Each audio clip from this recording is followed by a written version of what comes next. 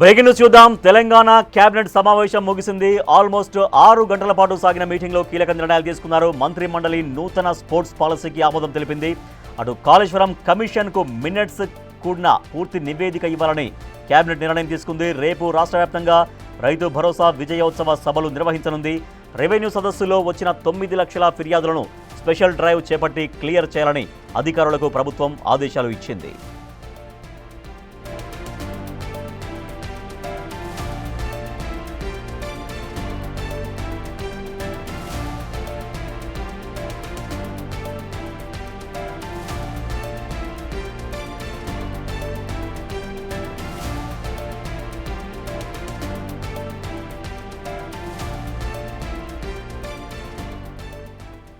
Right, 6 గంటల పాటు సుదీర్ఘంగా తెలంగాణ కేబినెట్ సమావేశం జరిగింది. కాసేపటి కిందే కేబినెట్ సమావేశం ముగిసింది. దీంట్లో కీలకమైనటువంటి అంశాలపైన నిర్ణయాలు తీసుకుంది కేబినెట్. మా ప్రతినిధి వాసు మరింత సమాచారం ఉంది. సార్, వాసు, తెలంగాణ కేబినెట్ చాలా సుదీర్ఘంగా సమావేశమైంది.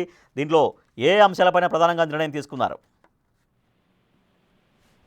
రాజేష్, సుదీర్ఘంగా జరిగినటువంటి తెలంగాణ క్యాబినెట్ కొద్దిసేపటి క్రితం ముగిసింది. మరి కాసేపట్లో మంత్రి సమాచార శాఖ మంత్రి పొంగులేటి శ్రీనివాసరెడ్డి మీడియాతో మాట్లాడబోతున్నారు.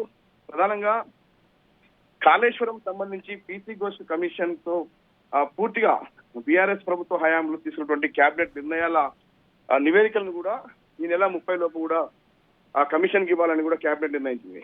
ఇక రేపు రాష్ట్ర వ్యాప్తంగా కూడా రైతు భరోసా విజయోత్సవ సభలు నిర్వహించాలని కూడా ప్రభుత్వం నిర్ణయించింది. రేపు సాయంత్రం సెక్రటరియట్ లో జరిగేటువంటి కార్యక్రమానికి ముఖ్యమంత్రి మంత్రులు హాజరుగా పోతున్నారు. దాదాపు రాష్ట్ర వ్యాప్తంగా 1000 మంది రైతులు కూడా రేపు సెక్రటరియట్ రాజీవ్ గాంధీ విగ్రహం దగ్గర జరిగేటువంటి కార్యక్రమంలో పాల్పంచుకోబోతున్నారు. ఇక అది లైవ్ టెలికాస్ట్ మొత్తం కూడా తెలంగాణ రాష్ట్ర వ్యాప్తంగా సాయంత్రం 4 గంటల నుంచి కూడా రైతు వేదికల్లో కూడా ఏదైతే రైతు భరోసా 9,000 కోట్ల రూపాయలు విజయవంతంగా రైతుల ఖాతాలోకి 9 రోజుల్లో బదిలైన నేపథ్యంలో కూడా రైతు భరోసా విజయోత్సవాలు నిర్వహించాలని కూడా ప్రభుత్వం భావించింది.